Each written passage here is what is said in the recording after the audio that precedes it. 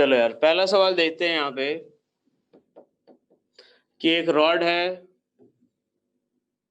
जिसकी डेंसिटी किसके बराबर है। तो इसकी डेंसिटी जो दे रखी है लैम्डा इक्वल्स टू 2x+3 दे रखा है। लैम्डा इक्वल्स टू किसके बराबर, तो 2x+3 दे रखा है। हमें ये फाइंड करना है कि यहां से इसका सेंटर ऑफ मास कितनी दूरी पे होगा। हाँ होगा बेटा, एक्स्ट्रा क्लास। चलो देखते हैं। तो यहां से देखो, मान लेते हैं कि x डिस्टेंस पे, ठीक है, यहां से x डिस्टेंस पे एक dx थिकनेस का एलिमेंट ले लेते हैं। ये dx थिकनेस का एलिमेंट लेते हैं। अब इसका जो सेंटर ऑफ मास होगा वो कितने डिस्टेंस पे होगा, ध्यान से सुनना। जहां नहीं समझ आए बेटा बेहिचक आप लोग क्लियर कर लेना वहां पे, ठीक है। तो देखो x डिस्टेंस पे जाके हम लोग एक dx थिकनेस का एक छोटा सा डिफरेंशियल एलिमेंट अगर ले रहे हैं, तो इसका जो सेंटर ऑफ मास का जो कोऑर्डिनेट आएगा वो किसके बराबर, तो इंटीग्रेशन ऑफ। तो अब एक बात देखो कि इस जो छोटा सा डिफरेंशियल एलिमेंट लिया हमने, क्या उसका सेंटर ऑफ मास यही पे होगा। हाँ या ना, जो हमने डिफरेंशियल एलिमेंट लिया है क्या उसका सेंटर ऑफ मास यही पे होगा। हाँ या ना, तो हम लोग क्या लिखेंगे, तो x dm upon integration of किसके, dm मास के। क्लियर। हाँ या ना, ये लिखेंगे। हाँ कि ना, ये लिखेंगे कि नहीं, फटाफट बोलो यार जल्दी से। तो अब एक बार देखो, इंटीग्रेशन ऑफ x dm अगर देखें तो इंटीग्रेशन ऑफ ये कितना x, और इस छोटा सा जो एलिमेंट है उसका मास किसके बराबर। तो हमें पता है कि dm की वैल्यू किसके बराबर भाई, तो लैम्डा इंटू जो उसकी लेंथ होगी, तो लैम्डा इंटू dx। और dm की जगह पे अगर मैं लैम्डा लिखूं तो लैम्डा की जगह पे मैं क्या लिख सकता हूँ, 2x+3 2x+3 into dx upon dm की जगह पे क्या लिखेंगे, तो 2x+3 इंटू dx के बराबर।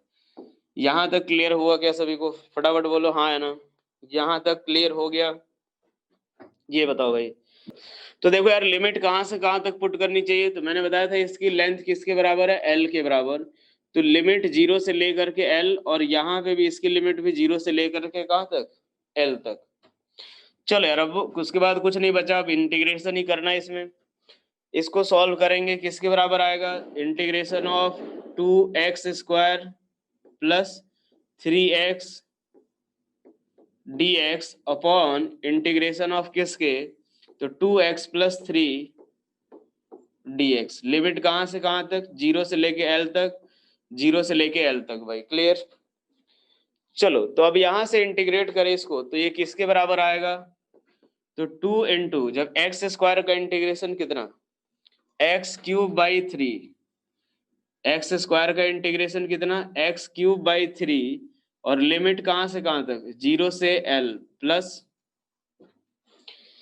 इसका इंटीग्रेशन कितना, तो 3x²/2, 3x का इंटीग्रेशन कितना, 3x²/2, और लिमिट कहां से कहां तक, 0 से l अपॉन, मैं यहाँ पर अगर नीचे जाके इंटीग्रेट करें इस वाले पार्ट को, तो 2x का इंटीग्रेशन किसके बराबर, तो भाई 2x²/2। जहां इंटीग्रेशन में नहीं समझ आया बेटा पूछ लेना बेहिचक, 0 से l, और प्लस 3 का इंटीग्रेशन कितना, तो 3x, 3 का इंटीग्रेशन कितना, 3x, और लिमिट 0 से लेकर के l तक, यही आएगा।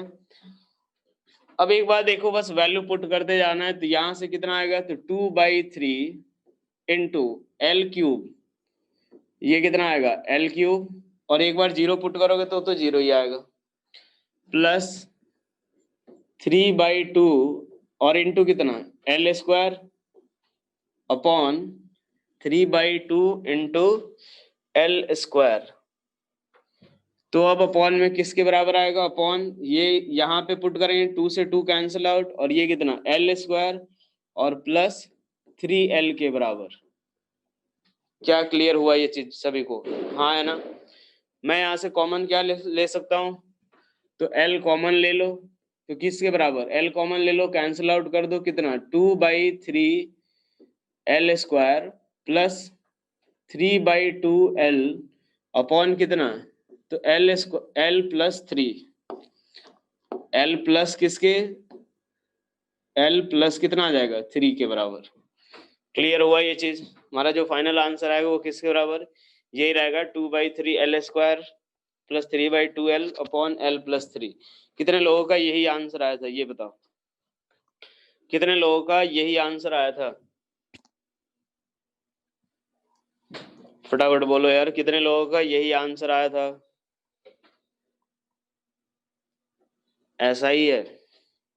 चलो नेक्स्ट अब हम लोग देखते हैं एक और सवाल जो मैंने दिया था, सिंप्लीफाइड है, कुछ नहीं है वो वहां से तो, और सिंप्लीफाई करना चाहो तो एडिशन वगैरह करना वो तो कर ही लोगे, ठीक है। चलो नेक्स्ट अब हम लोग देखते हैं इसके बाद अगला पार्ट, एक और जो सवाल दिया था मैंने, आइसोसेलेस ट्रायंगुलर प्लेट की बात हुई थी, और ये हमारा आइसोसेलेस ट्रायंगुलर प्लेट है। और एक बात देखो यार, ये जो बेस लेंथ लिया था वो कितना लिया था मैंने, जो बेस लेंथ लिया था वो कितना लिया था मैंने,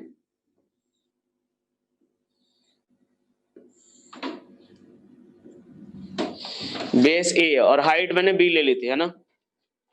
ये वाली लेंथ ए और ये हाइट बी, चलो ठीक है भाई, ये वाली लेंथ कितनी ए, और यहां से लेके यहां तक की अगर बात करें तो कितना आएगा वो बी के बराबर।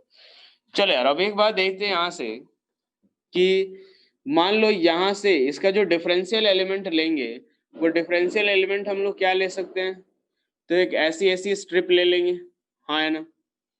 ऐसा ऐसा अगर वेरिएबल साइज का अगर स्ट्रिप हम लोग रखते जाए तो हमें पूरा का पूरा ये इस तरह का मिल जाएगा भाई ट्रायंगुलर प्लेट, हाँ है ना, मिल जाएगा।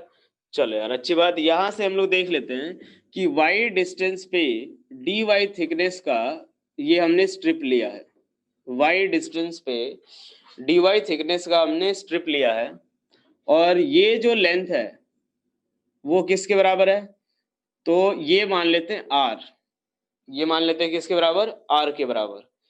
तो अब एक बात सोचो, मैं अगर बात करूं यहां से, अगर देखते हैं इसको x एक्सिस ले ले और ऊपर वाले को y एक्सिस अगर ले ले, तो इसमें ये जो स्ट्रिप जो ले रहे हैं हम लोग डिफरेंशियल एलिमेंट के तौर पे, क्या इसका सेंटर ऑफ मास यहाँ पे होगा, हाँ है ना, जो इसका सेंटर ऑफ मास होगा वो यहाँ पे होगा, यानी y सेंटर ऑफ मास के लिए मैं क्या लिख सकता हूँ, तो y centre of mass equals to integrate y dm upon integration of dm, यही आएगा y dm upon integration of dm।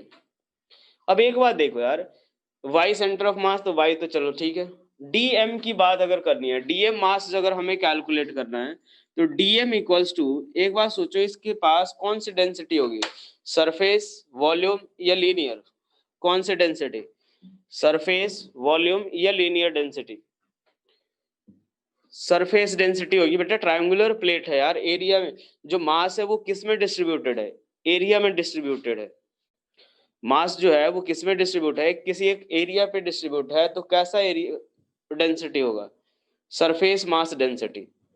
अब ये सरफेस मास डेंसिटी अगर देखे तो मान लेते हैं सरफेस मास डेंसिटी कितना, सिग्मा इनटू जो इसका एरिया होगा, और ये हम लोग एक तरह से इसको रेक्टेंगल मान सकते हैं, क्योंकि है तो ये काफी लगभग क्लोज, ये दोनों जो लाइन है एक दूसरे काफी क्लोज है, तो लगभग हम इनको मान सकते हैं रेक्टेंगल। एक्चुअल में जो रहेगा वो कुछ इस तरीके का रहेगा, ऐसा स्ट्रिप रहेगा, लेकिन हम इसको क्या मानेंगे, रेक्टेंगल मानेंगे। तो चलो यार रेक्टेंगल देखते हैं, तो ये हमारे पास अगर हम बात करें तो इस रेक्टेंगल की लेंथ किसके बराबर, 2r, और थिकनेस किसके बराबर, तो dy के बराबर, हाँ या ना, जो इस रेक्टेंगल का लेंथ होगा वो 2r और थिकनेस किसके बराबर, dy के बराबर। तो चलो यार एरिया किसके बराबर, तो 2r इंटू कितना dy, sigma into 2r into dy, यही आएगा, हाँ या ना, sigma into 2r into dy, ये एरिया लिखने में किसी को कोई दिक्कत, sigma into 2r into dy, भाई रेक्टेंगल मान रहे हम लोग, ठीक है, रेक्टेंगल मान करके हम लोग उसमें लिख रहे हैं। चलो यार यहां से पुट करते हैं y centre of mass equals to, तो integration of y into dm, dm की वैल्यू हमने निकाल ली है कितना तो भाई सिग्मा इंटू 2r इंटू कितना dy अपॉन इंटीग्रेशन ऑफ किसके बराबर, तो सिग्मा इंटू 2r इंटू कितना dy के बराबर। तो यहां से हम क्या कैंसिल आउट कर सकते हैं, क्या सिग्मा कैंसिल आउट होगा, हाँ है ना, क्या सिग्मा कैंसिल आउट हो जाएगा, हो जाएगा भाई, कांस्टेंट है। तो लो भाई सिग्मा को काट दिया अपन ने, 2 से 2 भी कैंसिल आउट। क्या आर कैंसिल आउट होगा, क्या आर कैंसिल आउट होगा, नहीं होगा, आर कैंसिल आउट नहीं होगा, क्योंकि जैसे जैसे हम नीचे जाएंगे वैसे वैसे आर की वैल्यू भी चेंज हो रही है। अगर आर की वैल्यू चेंज हो रही है यानी आर हम कैंसिल आउट नहीं कर सकते। तो देखो यार यहां से हम अगर लिखे अगर इसके बाद तो बचेगा कितना, integration of y into r d y upon integration of r into d y. Variable कितने नजर आ रहे हैं आपको इसमें, कितने वेरिएबल, दो। अब हमें क्या करना होगा, तो देखो यार जैसा कोन वाले केस में हमने किया था एग्जैक्टली उसी टाइप से हम लोग आर और वाई में रिलेशन निकालेंगे। किसमें, आर और वाई में रिलेशन निकालेंगे। तो अब एक बात देखो, यहां अगर हम बात करें तो ये एंगल अगर मान लो थीटा है, ये एंगल अगर थीटा है तो ये किसके बराबर, a/2, ये पूरा b। तो मैं क्या लिख सकता हूं, tan theta equals to, tan theta equals to किसके बराबर, तो परपेंडिकुलर अपॉन बेस यानी r upon y, tan theta equals to perpendicular upon base equals to किसके बराबर। तो यहां से हम बात करें तो ये परपेंडिकुलर ये बेस पूरा यानी ये कितना आएगा, तो a अपॉन 2b के बराबर। यहां से हम लोग क्या लिख सकते हैं, r equals to a upon 2b into y, क्या बोलते हो, सही है। यहां से हम क्या लिख सकते हैं, r equals to a upon 2b into y, ठीक है भाई। अब यार हमने r और y में रिलेशन निकाल लिया, उठा के यहाँ पुट कर देते हैं।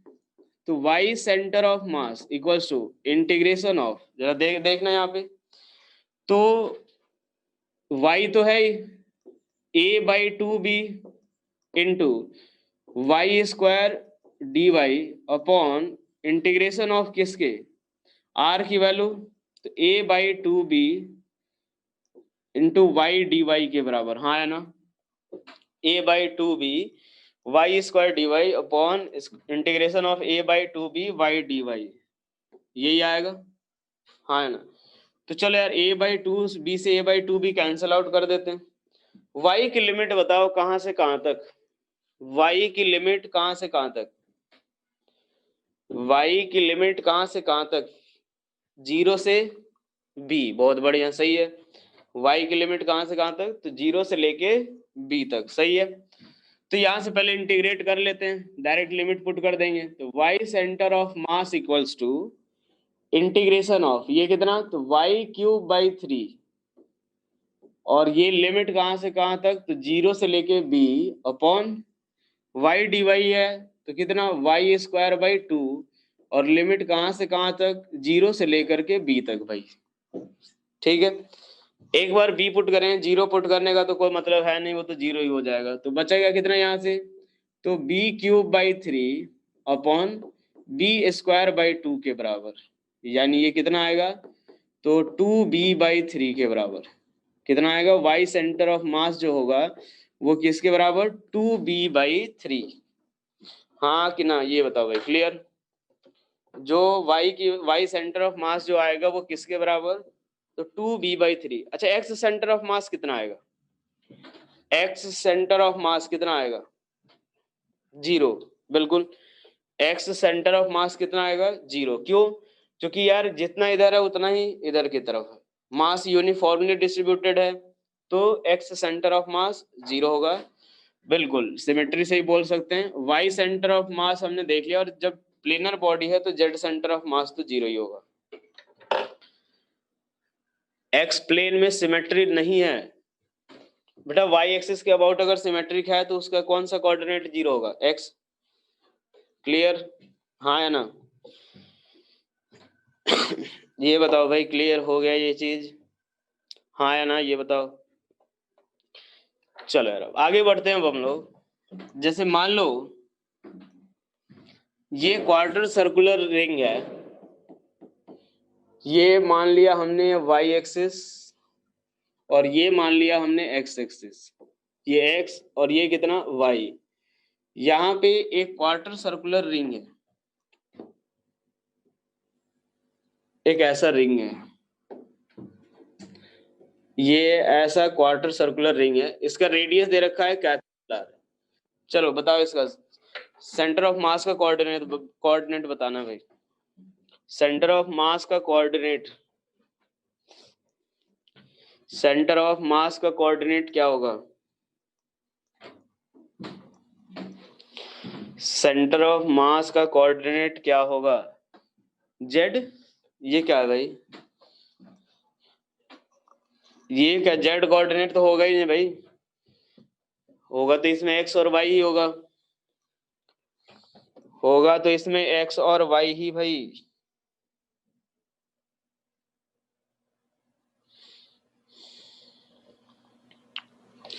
एक्स, हाँ जेड कोऑर्डिनेट तो जीरो हो जाएगा, वो तो जेड कोऑर्डिनेट भाई उस उधर मास ही नहीं है, तो फिर तो जेड कोऑर्डिनेट जीरो होना ही है।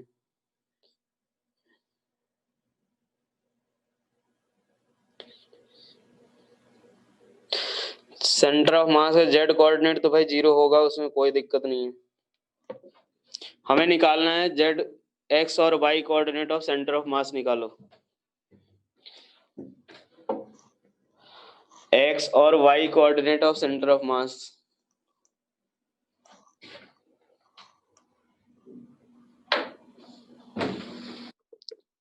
रिंग है, सेमी सर्कुलर रिंग है, sorry semi circular, quarter circular ring है, रिंग है भाई, यहां से quarter circular ring, quarter circular ring.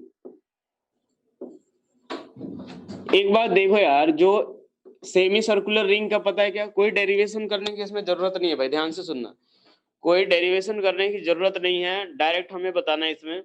तो एक बात देखो यार, अगर मान लो ये अगर कंप्लीट रिंग होता है, ऐसे ऐसे अगर कंप्लीट रिंग होता है, तो इसका वाई सेंटर ऑफ मास कहाँ पे होता है? 2r/पाई पे, हाँ है ना, 0,2r/पाई पे होता है।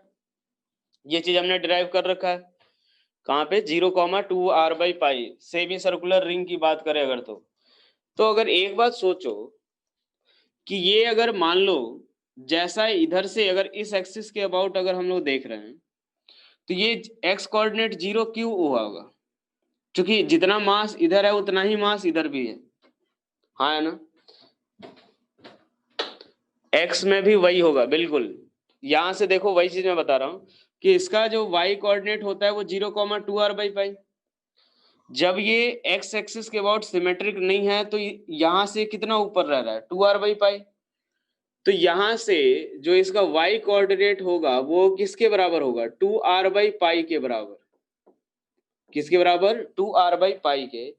और इसमें x सेंटर ऑफ मास भी आएगा, क्योंकि x, अगर एक बात सोचो, हम इधर से देख रहे हैं, इधर से देखे तो ये रिंग ऐसा दिखेगा क्वार्टर, इधर से भी देखो तो वैसा ही दिखेगा, हाँ है ना, जैसा इस एक्सिस के अबाउट देखोगे वैसा ही इधर से भी होगा, हाँ कि ना, जैसा इधर से देखने पे अरेंजमेंट है एग्जैक्टली मास सेम तरीके से इस साइड से डिस्ट्रीब्यूटेड है। तो अगर इसका y coordinate of centre of mass 2r/पाई है, तो x coordinate of centre of mass भी किसके बराबर होगा? 2r/पाई के बराबर, हाँ या ना। अगर x coordinate of mass distribution पे डिपेंड करेगा सेंटर ऑफ मास का कोऑर्डिनेट, और जैसा डिस्ट्रीब्यूशन इधर से है वैसा ही उधर से भी है, तो y कितना? 2r/पाई, तो x भी किसके बराबर? हाँ मैं बता, x एक बार देखो, y समझ आ गया, 2r/पाई होता है भाई। अब जैसा इधर से हम देख रहे हैं, जैसा मास का अरेंजमेंट x एक्सिस के अबाउट है वैसा ही इधर से भी है, y एक्सिस के अराउंड भी। जैसा डिस्ट्रीब्यूशन, जैसे मास इस तरह के पाथ पे, इस तरह के कर्व पार्ट पे डिस्ट्रीब्यूटेड है, वैसे इधर से भी डिस्ट्रीब्यूटेड। तो अगर ये 2r/पाई, तो ये भी कितना? 2r/पाई, हाँ है ना, मास डिस्ट्रीब्यूशन सेम। तो भाई जैसा y कोऑर्डिनेट वैसा ही कितना होगा? x coordinate. क्लियर हुआ ये चीज, हाँ या ना? फटाफट बोलो जल्दी, छोटे छोटे सवाल है 2-3, इनको निपटाते हैं पहले जल्दी से। क्लियर हो गया सभी को, हाँ कि ना? चलो इसका कोऑर्डिनेट बताओ भाई।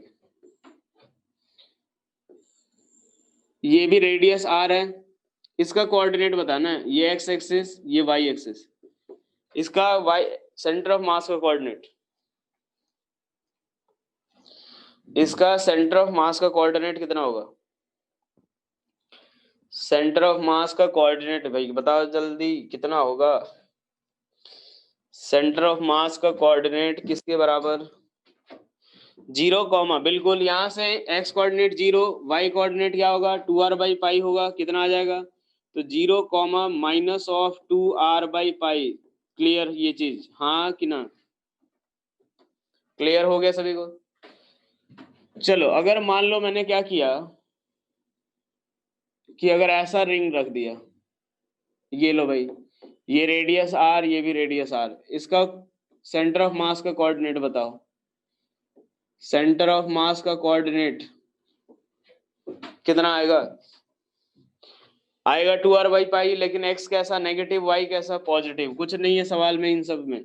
कितना? x माइनस ऑफ 2r/पाई और y तो प्लस 2r/पाई के बराबर। क्लियर? हाँ है ना? x कोऑर्डिनेट जो होगा वो माइनस ऑफ 2r/पाई होगा, y कोऑर्डिनेट किसके बराबर? तो प्लस 2r/पाई के बराबर। हाँ है ना? अच्छा सॉरी, y भी नेगेटिव ही है, ओहो सॉरी, y भी नेगेटिव आएगा, सही है, y नेगेटिव ही आएगा क्योंकि नीचे की तरफ है भाई। चलो अब एक और सवाल देखो, यहां से एक हमारे पास ये हेमिस्फेयर है और इस हेमिस्फेयर के ऊपर एक सॉलिड कोन, ये दोनों सॉलिड है भाई, एक ऐसा कोन दिया हुआ है, ये रेडियस कैपिटल R है और ये भी मान लो किसके बराबर? तो R के बराबर। सॉलिड है दोनों, सॉलिड हेमिस्फेयर है और सॉलिड कोन है भाई, ठीक है।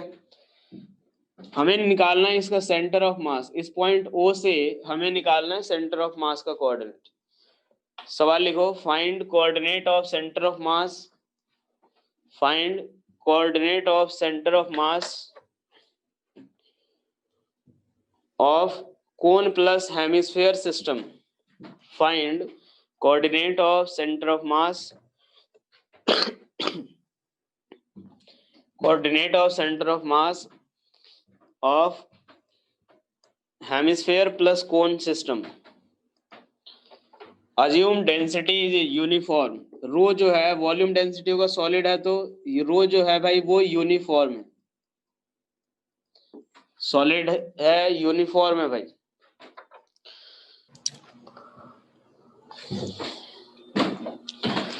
इसमें डिफरेंशियल ना डिफरेंशियल एलिमेंट नहीं लेना इसमें, हर में हमें पूरा इंटीग्रेट करने की जरूरत नहीं है भाई। यार एक बार बताओ, जैसे y इसका तो x सेंटर ऑफ मास 0 होगा, ये तो पता है यार, x सेंटर ऑफ मास तो 0 होगा, हमें देखना कौन सा है? y सेंटर ऑफ मास की बात करनी है। तो y सेंटर ऑफ मास का अगर एक बार देखो, m1y1 plus m2y2 upon m1 plus m2 लिख सकते हैं ऐसा, m1y1 plus m2y2 upon m1 plus m2 ऐसा लिख सकते हैं, हाँ या ना? तो बस वही चीज करना है, m1y1 plus m2y2 upon m1 plus m2 के बराबर, वही काम करना है और कुछ नहीं है। m1y1 plus m2y2 upon m1 plus m2 यही करना है।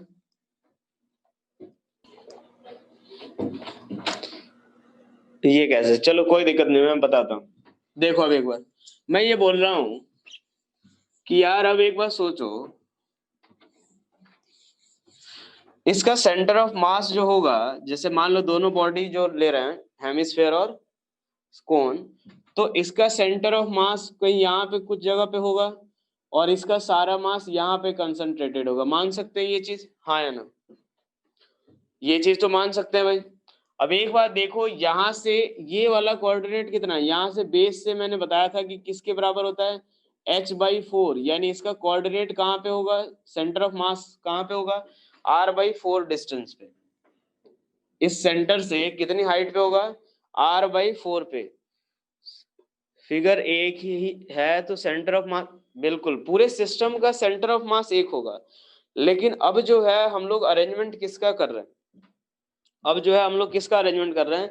तो एक आ गया समझ? तो एक तो कोन है और दूसरा हेमिस्फीयर है, तो कोन का सारा मास हम यहाँ पे कंसंट्रेटेड मानेंगे और हेमिस्फीयर का सारा मास हम यहाँ पे कंसंट्रेटेड मानेंगे, जो कि 3r/8 डिस्टेंस पे होगा। क्लियर? हाँ या ना ये बताओ भाई। हेमिस्फीयर का सारा मास हम ये मान सकते हैं कि इस पॉइंट पे कंसंट्रेटेड है और कोन का सारा मास यहाँ पे कंसंट्रेटेड है, मान सकते हैं ये चीज। तो अब वही काम करना है कि अब यहाँ पे हमें यहाँ से सेंटर ऑफ मास का डिस्टेंस निकालना है। तो देख लो, इसका मास हम लोग मान लेते हैं m1, इसका मास हम लोग मान लेते हैं m2। तो क्या आएगा? तो y सेंटर ऑफ मास जो आएगा वो किसके बराबर? m1y1 प्लस m2y2 अपॉन किसके बराबर? तो m1 प्लस m2, यही मानते हैं हम लोग, यही फॉर्मूला भी आया था अपना। तो यहाँ देखो m1 की वैल्यू किसके बराबर लिखोगे? तो डेंसिटी इनटू वॉल्यूम, हाँ कि ना? m1 की वैल्यू जो है वो हम क्या लिखेंगे? Density into volume. तो डेंसिटी कितना? तो रो, वॉल्यूम किसके बराबर? तो कितना आता है? 1/3 पाई r²h, ये याद है, r² इंटू h की वैल्यू भी r ही है तो r³ इंटू उसका y सेंटर ऑफ मास कितना है? r/4, हाँ है ना? फटाफट बोलो कि r/4 होगा। ये हमारा क्या है? मास, ये y centre of mass. Clear? Plus इसका कितना लिखेंगे? डेंसिटी इनटू जो इसका वॉल्यूम होगा, हेमिस्फीयर का वॉल्यूम कितना? तो 2/3 पाई इंटू कैपिटल r³ और इंटू इसका कोऑर्डिनेट कितना होगा? तो क्या -3r/8, हाँ या ना? -3r/8 के बराबर अपॉन m1 प्लस m2, यानी कितना? तो डेंसिटी इंटू फिर से volume 1/3 pi capital r³ plus density into कितना? 2/3 पाई इंटू कितना? Capital r³। क्या ये एक्सप्रेशन सभी को समझ आया पहले, हाँ या ना?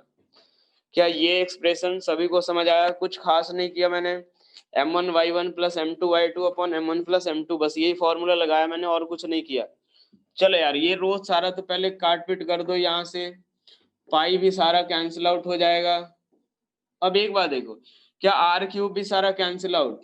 ये r³, ये r³, ये भी r³ कैंसिल आउट होगा।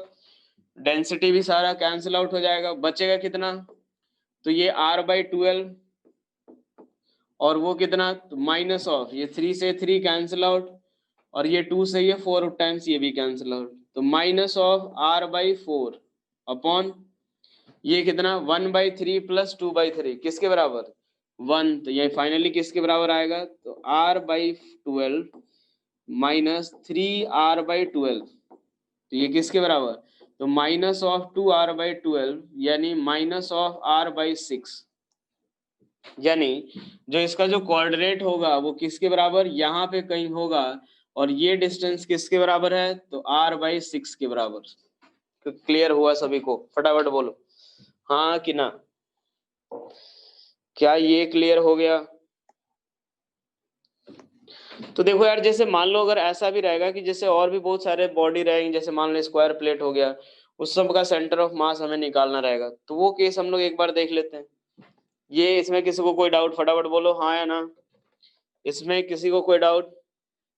चलो चलो, अच्छी बात है भाई, क्लियर है, क्लियर होते जाना चाहिए। चलो, अगर मान लो हम लोग ये देख रहे हैं कि ये सपोज एक y एक्सिस है और ये हमारा x एक्सिस है। मान लो हमने यहाँ पे 2-3 जो स्क्वायर प्लेट ले लिया, ठीक है, 2-3 स्क्वायर प्लेट ले लिया अपन ने। यहाँ पे एक स्क्वायर ये रहा, एक स्क्वायर ये रहा और एक स्क्वायर ये रहा।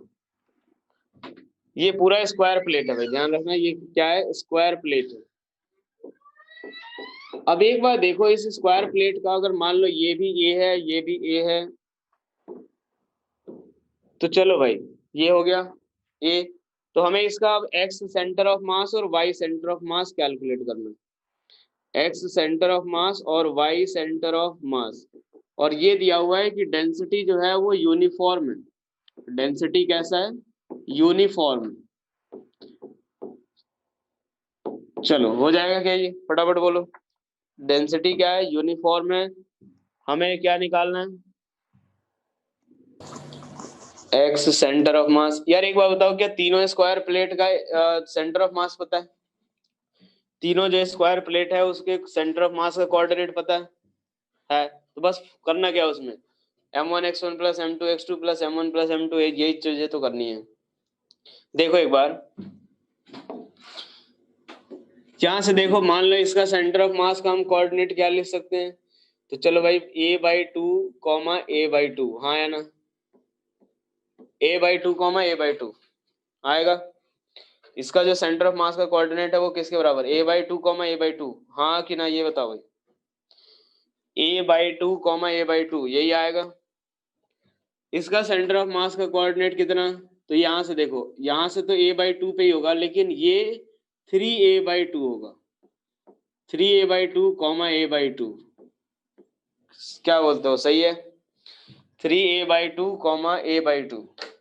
यहां से अगर देखे तो ये किसके बराबर, a/2 और 3a/2, a/2 कॉमा 3a/2, बस अब कुछ नहीं करना है यहाँ से, 3a/2। यहां से देखो ये पूरा डिस्टेंस a, इसका सेंटर यहां से a/2 पे होगा, ये पूरा a, ये पूरा a/2, तो टोटल कितना, 3a/2 के बराबर, हाँ है ना। अब समझ आया, चलो।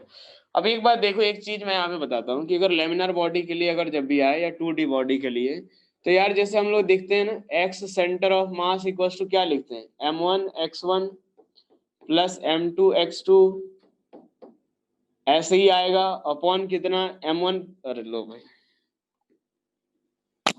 अपॉन में कितना आएगा, अपॉन में m1 प्लस m2 ऐसे ही आएगा। अगर एक बात सोचो, अगर डेंसिटी यूनिफॉर्म है, कई जगह पे आपको डेंसिटी नहीं दिया हुआ रहेगा, डायमेंशन दिया हुआ रहेगा, ताकि आप एरिया फाइंड कर सको। तो उस केस में अगर मान लो मैं डेंसिटी सिग्मा लेता हूं, तो क्या इसको लिख सकता हूँ sigma into a1x1 plus sigma into a2x2 plus ऐसे ही आएगा, अपॉन कितना, sigma into a1 plus sigma into a2, ऐसे ही आएगा, हाँ है ना। अगर डेंसिटी यूनिफॉर्म है तो ये चीज लिख सकते हैं अपन, सिग्मा सारा कैंसिल आउट हो जाएगा, तो बचेगा कितना, तो लो भाई a1x1 प्लस a2x2 और अपॉन में किसके बराबर, तो अपॉन a1 प्लस a2 ऐसे ही आएगा। अगर वही मैं बोलूं कि y सेंटर ऑफ मास, तो y सेंटर ऑफ मास जो आएगा वो किसके बराबर, a1y1 प्लस a2y2 अपॉन कितना, a1 प्लस a2, यही आता जाएगा। क्या ये समझ आया ये चीज, कोई अलग फॉर्मूला नहीं है, बस हमें एरिया पे ही कंसंट्रेट करना रहेगा, हाँ या ना। क्लियर हुआ ये चीज, फटाफट बोलो, हमें सिर्फ एरिया पे कंसंट्रेट करना रहेगा। तो चलो भाई, एक्स सेंटर ऑफ मास अगर हमें निकालना है, एक्स सेंटर ऑफ मास अगर हमें निकालना है, तो इसका एरिया कितना, ए स्क्वायर, इसका भी ए स्क्वायर, इसका भी ए स्क्वायर, तो एरिया लिख लो a square into x centre of mass कितना, तो ए स्क्वायर इंटू इसका x centre of mass a/2, ठीक है, प्लस इसका एरिया ए स्क्वायर इंटू कितना 3a/2 और प्लस इसका area A square into a/2 के बराबर, अपॉन में कितना, तो a1 plus a2 plus a3, हाँ है ना, a1 plus a2 plus a3 यही आएगा, यानी किसके बराबर, तो 3a स्क्वायर के, a1 plus a2 plus a3 किसके बराबर, 3a स्क्वायर के बराबर। यहाँ से a स्क्वायर ये सारा कैंसिल आउट हो जाएगा, बचेगा कितना, a/2 प्लस a/2 a और प्लस 3a/2, तो 2 प्लस 3 5a/2 यानी 6 के बराबर। क्या ये समझ आया सभी को, हाँ है ना। एक्स सेंटर ऑफ मास जो होगा वो किसके बराबर, 5a/6 के। चलो नेक्स्ट हम लोग देखते हैं कौन सा, y centre of mass. Y centre of mass अगर कैलकुलेट करें क्या आएगा, तो ए स्क्वायर फिर से इंटू एरिया, इसका कितना a/2 प्लस इसका अगर देखें तो ए स्क्वायर इंटू a/2 और प्लस इसका कितना ए स्क्वायर इंटू 3a/2 और finally a1 plus a2 plus a3 कितना 3a स्क्वायर और ये किसके बराबर आएगा तो 5a/6 के बराबर। यहां तक सभी को क्लियर, हाँ कि ना? क्या यहाँ तक सभी को क्लियर हो गया? अब ऐसे ही मान लो ऐसा हो सकता है कि बहुत सारी 2 डायमेंशनल बॉडी हम लोग रख दे, जैसे स्क्वायर हो गया, उसके बाद कहीं ट्राइंगल भी रख दे, तो इन सब का कॉम्बिनेशन का अगर हमें पूछा जाता है तो कुछ नहीं, जो हमारा एरिया हो वो देखो, जो हर एक बॉडी का सेंटर ऑफ मास हो वो उसका कोऑर्डिनेट देखो, वहां से फॉर्मूला अप्लाई करो, हो जाएगा। क्या ये क्लियर हुआ? पहले ये बताओ भाई, ये क्लियर हो गया सभी को, हाँ कि ना? चलो यार, अब इसके बाद अगर हम लोग देखते हैं कि एक और सवाल देखते हैं अब यहां से। सवाल देखना थोड़ा अच्छा है। एक हमारे पास सर्कुलर आर्क दिया हुआ है, कोई एक सर्कुलर आर्क है, ये हमने मान लिया कुछ इस तरीके का सर्कुलर आर्क है, ऐसा। अभी तक हम जैसे सेमी सर्कुलर रिंग लेते थे, क्वार्टर रिंग लेते थे, अब हमने क्या कर लिया, एक ऐसा आर्क ही ले लिया। अब ऐसा आर्क ले लिया और ये हमने मान लिया एक्स एक्सिस और ये हमने मान लिया कौन सा, वाई एक्सिस। ये एक्स एक्सिस, ये वाई एक्सिस हो गया, ठीक है भाई। ये टोटल एंगल दे रखा है फाई के बराबर। कितना दे रखा है? फाई। हमें एक बात बताओ, इसका कौन सा कोऑर्डिनेट जीरो होगा, एक्स या वाई? कौन सा कोऑर्डिनेट सेंटर ऑफ मास का कौन सा कोऑर्डिनेट जीरो होगा? जितना ऊपर है उतना ही नीचे भाई। कौन सा? वाई। एक्स एक्सिस के अबाउट अगर है तो बिल्कुल सही है। हमें अब एक बात देखो, डिफरेंशियल एलिमेंट क्या लेना चाहिए, जरा ये बताओ। हमें डिफरेंशियल एलिमेंट क्या लेना चाहिए, जरा ये बताओ भाई। डिफरेंशियल एलिमेंट याद करो, ऐसा सवाल हम लोग कर चुके हैं। अरे भाई वो तो है ही ring, differential element small disc, ओ भाई रिंग है ये, एक सर्कुलर आर्क है ये जो है वो सर्कुलर आर्क है। अब सर्कुलर आर्क जो है भाई वो डिस्क से बनेगा क्या? ये हमारा सर्कुलर आर्क है, ये डिस्क से थोड़ी बनेगा। यहां से हम एक काम करते हैं कि थीटा एंगल पे जा करके, थीटा एंगल पे जा करके एक डी थीटा एलिमेंट का एक रिंग एक आर्क लेते हैं। क्या बोलते हो, सही है? ये थीटा एंगल पे जाकर के डी थीटा एलिमेंट का हमने एक पार्ट कंसीडर कर लिया। सही बात है, समझ आ रहा है सभी को, हाँ या ना? चलो, अब इसके बाद देखो, इसका जो सेंटर ऑफ मास का जो कोऑर्डिनेट आएगा, तो सेंटर ऑफ मास का कोऑर्डिनेट कौन सा होगा? ये तो दिख ही नहीं रहा भाई। रिंग भी तो हो ही सकता है। रिंग कैसे होगा बेटा, एक बात बताओ ना, जैसे मान लो मैं बोल रहा हूँ कि एक रिंग खुद ही ये है, हाँ, अगर ये रिंग ही है तो इसका एक सर्कुलर आर्क का जो पार्ट है वो रिंग कैसे हो सकता है? सर्कुलर आर्क का डिफरेंशियल एलिमेंट एक रिंग कैसे ले लेंगे?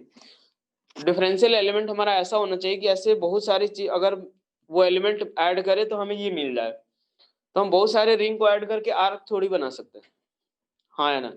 बहुत सारे रिंग को हम ऐड करके क्या आर्क बना सकते हैं क्या? नहीं ना। ऐसे बहुत सारे छोटे छोटे मास को हम ऐड करके ऐसा रिंग जरूर बना सकते हैं। क्लियर? तो हमने यहां से ले लिया, ये कितना है तो r इंटू डी थीटा, ये तो हमें पता ही है। इसका सेंटर ऑफ मास अगर हम लोग देखें तो भाई यार एक बात देखो, कौन सा सेंटर ऑफ मास पे फोकस करना चाहिए, एक्स या वाई? कौन से सेंटर ऑफ मास पे फोकस करना चाहिए, एक्स की वाई? एक्स पे। तो ये जो छोटा सा मास ले रहे हैं हम लोग, तो इसका एक्स कोऑर्डिनेट किसके बराबर? क्या r cos थीटा के बराबर, हाँ या ना? ये जो छोटा सा एलिमेंट है उसका x coordinate of centre of mass कितना? r cos थीटा, यही आएगा।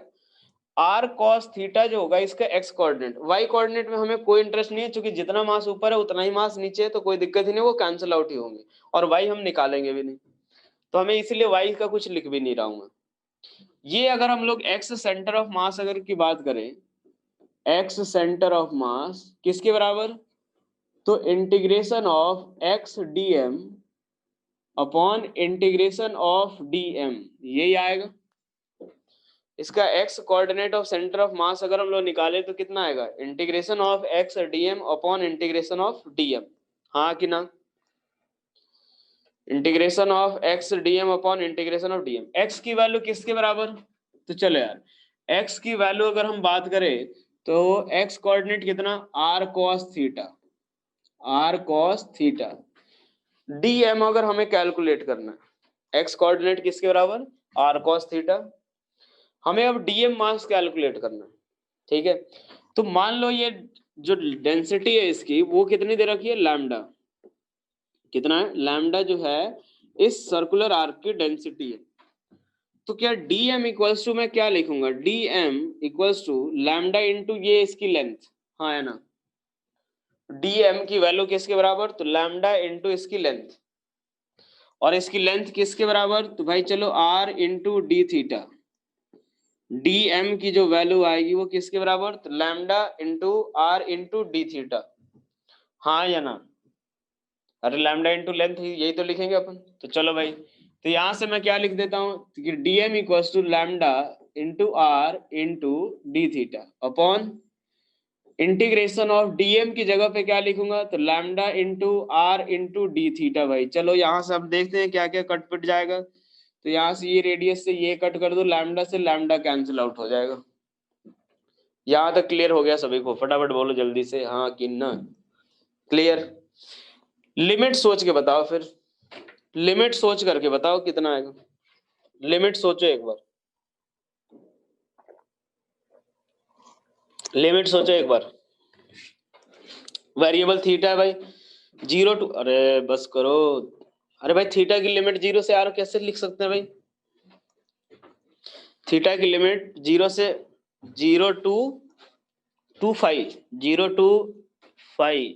यार एक बार देखो, ये रडार जब यहाँ पे पहुंचेगा तो +5/2, यहाँ तक पहुंचेगा तो -5/2, हाँ है ना, जब यहाँ पे होगा तो -5/2, यहाँ पे होगा तो +5/2, क्या बोलते हो, सही है। हाँ तो लिमिट कहाँ से कहाँ तक पुट करेंगे, तो -5/2 से कहाँ से कहाँ तक, तो -5/2 से लेकर के +5/2 तक, और यहाँ भी -5/2 से +5/2 तक। भाई क्लियर।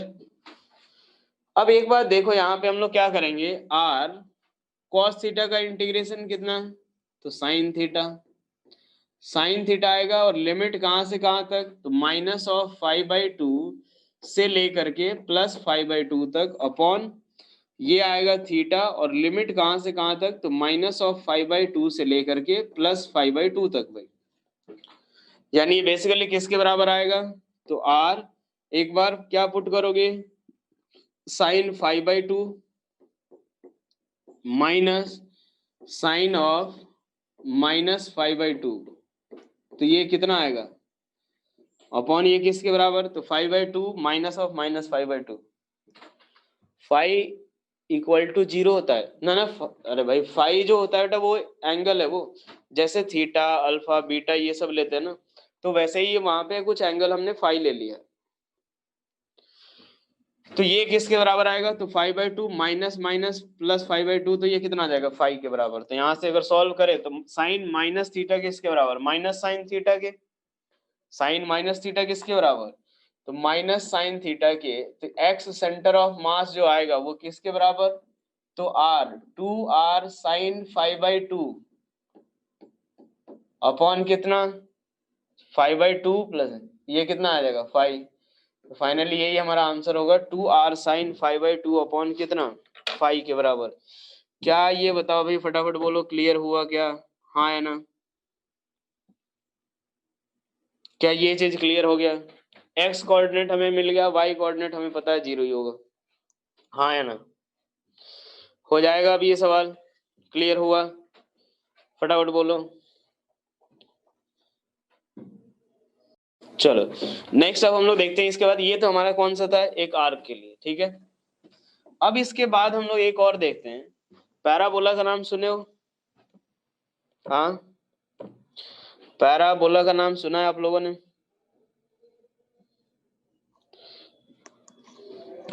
अब एक बार देखो, हमने क्या किया, एक पैराबोला जी लिया हुआ है और उसको रोटेट करा दिया अपन ने। जैसे देखो अब ध्यान से, ये y एक्सिस है, ये x एक्सिस है, ये y है भाई, ठीक है। अब एक बार देखो, यहाँ पे हमने क्या किया, एक पैराबोला ले लिया, एक इस तरह का पैराबोला लिया और इसका इक्वेशन दे रखा है x इक्वल्स टू के वाई स्क्वायर। भाई ध्यान से सुनना, सवाल अच्छा है। x इक्वल्स टू क्या दे रखा है, के वाई स्क्वायर के बराबर। और हमने क्या किया, इस पैराबोला को रोटेट करा रहे हैं।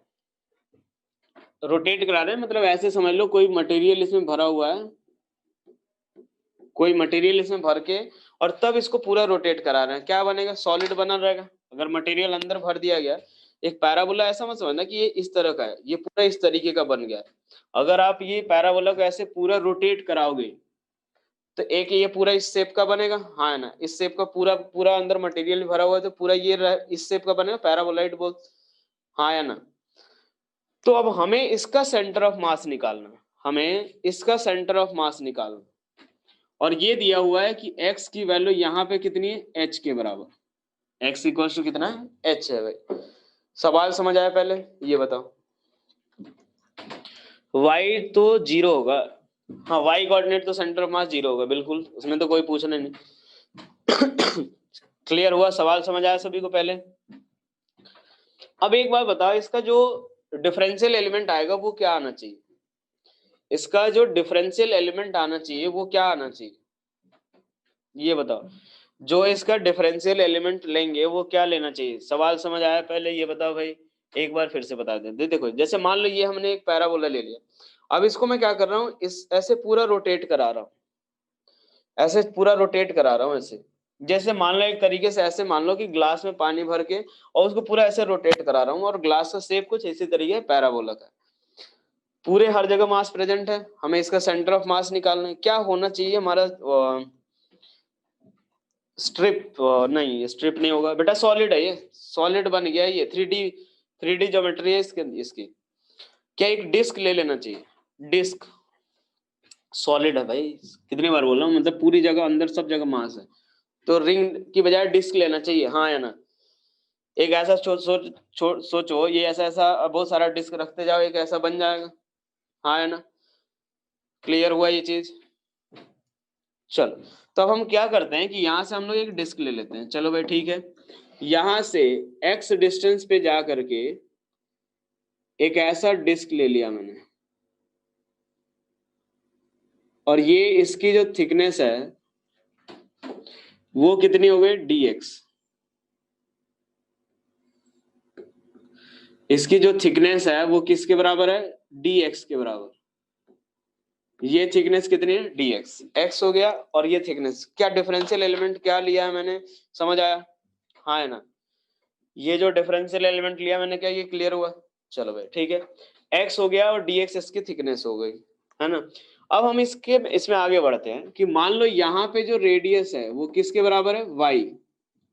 ये रेडियस किसके बराबर, मान लो r, मान लो रेडियस कितना, r के बराबर। अब इसका जो, एक बात सोचो कि इसका जो x सेंटर ऑफ मास होगा कि x डिस्टेंस पे, हाँ है ना। ये जो डिफरेंशियल एलिमेंट लिया, इसका सेंटर ऑफ मास इसके सेंटर पे होगा, जो कि ओरिजिन से x डिस्टेंस पे होगा, हाँ है ना। ये हमने एक डिस्क ले लिया, उसका सेंटर ऑफ मास कहाँ पे होगा, सेंटर पे होगा, जो कि यहाँ से x डिस्टेंस पे। क्लियर, सभी को फटाफट बोलो हाँ या ना, हाँ या ना।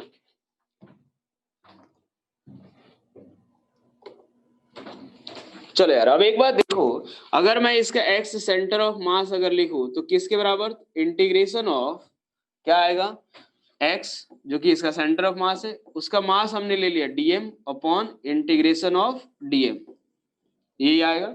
x centre of mass equals to integration of x dm upon integration of dm।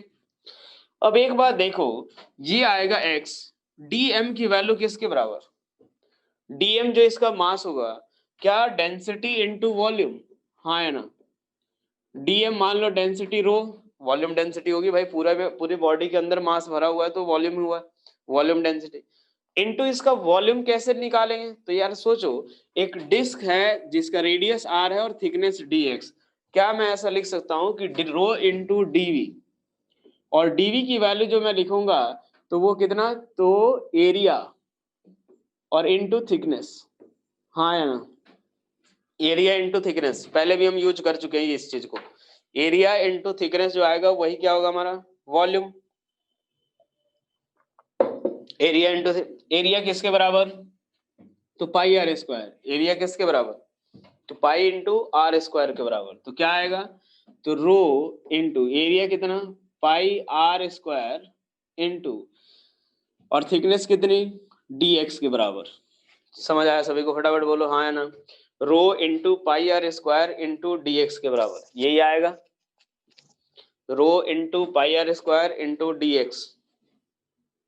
अब बस उठा के पुट कर देते हैं यहां से, तो यही से लिखना शुरू करते हैं। एक्स सेंटर ऑफ मास किसके बराबर, तो इंटीग्रेशन ऑफ एक्स डीएम की जगह पे, तो rho into pi r square d x upon कितना, integration of rho into pi r square d x.